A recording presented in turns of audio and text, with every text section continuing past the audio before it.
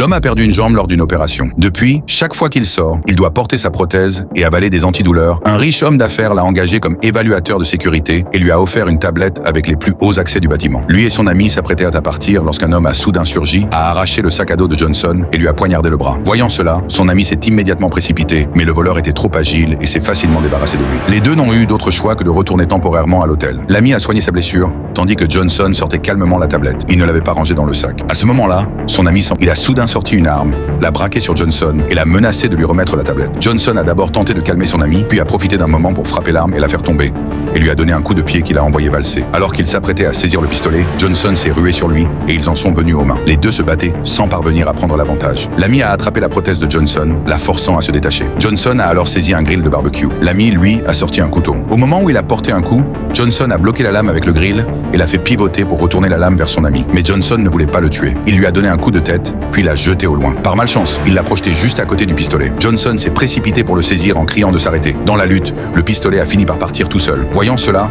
Johnson a aussitôt soutenu son ami contre le mur et a appuyé sur la plaie pour stopper le saignement. Mais il était déjà trop tard. À l'agonie, son ami lui a recommandé de ne surtout pas retourner au bâtiment. Pendant ce temps, un agent de sécurité en patrouille remarqua des fissures apparaître sur un mur, puis un trou.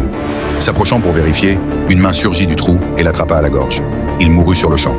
Ensuite, un groupe de terroristes apporta plusieurs barils, en renversa le contenu sur tout l'étage, puis alluma une fusée de détresse qu'ils approchèrent du détecteur de fumée. Le système anti-incendie se déclencha aussitôt. L'eau pulvérisée se transforma en flamme, embrasant violemment l'étage. En même temps, le système ferma toutes les conduites de ventilation. Johnson demandait encore pourquoi il ne devait pas aller au bâtiment, mais son ami était déjà mort. Il remit sa prothèse, regarda vers la tour et vit qu'un étage au milieu brûlait violemment. Il descendit aussitôt pour porter secours, mais tomba nez à nez avec les tueurs.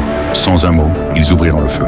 Il claqua la porte, bloqua l'entrée avec une étagère, ouvrit la fenêtre, descendit par l'échelle d'évacuation, puis sauta du deuxième étage. Alors qu'il tentait de se relever, une femme armée d'une matraque électrique apparut et lui envoya une décharge de 100 000 volts. Il s'effondra immédiatement. La femme prit alors la tablette sur Johnson, la déverrouilla par reconnaissance faciale, puis constatant qu'il ne leur servait plus à rien, s'apprêta à l'abattre. C'est alors que la police arriva juste à temps. Johnson attrapa un homme comme bouclier humain et profita de la fusillade pour s'enfuir.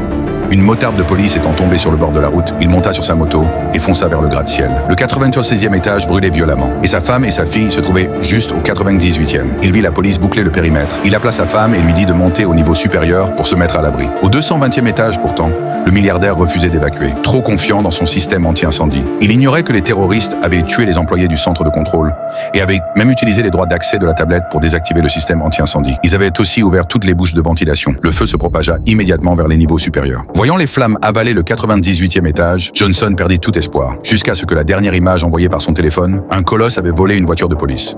Ce colosse, c'était Johnson. La police le mettait en joue, mais en voyant la progression du feu, il remarqua soudain la présence d'une grue près de la tour.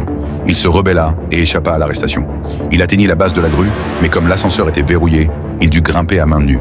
Les policiers, en bas, découpèrent la porte de l'ascenseur à la scie. Johnson accéléra.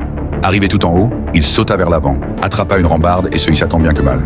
Ses mains glissèrent, il faillit tomber, mais réussit finalement à se sauver. Lorsqu'il atteignit la cabine de contrôle, la police montait déjà rapidement par l'ascenseur. Il enroula une chaîne autour de la porte pour la bloquer, puis saisit un marteau pour forcer la sortie de Johnson, fit pivoter la flèche de la grue vers la tour et l'allongea au maximum. La police atteignait déjà le sommet et coupait la chaîne. Il fit alors balancer le crochet encore et encore, jusqu'à ce qu'il s'accroche enfin au cadre d'une fenêtre, formant un pont vers le bâtiment. Il grimpa sur la flèche, mais le crochet céda d'un coup. Johnson voulut retourner à la cabine, mais la police était déjà sur le toit.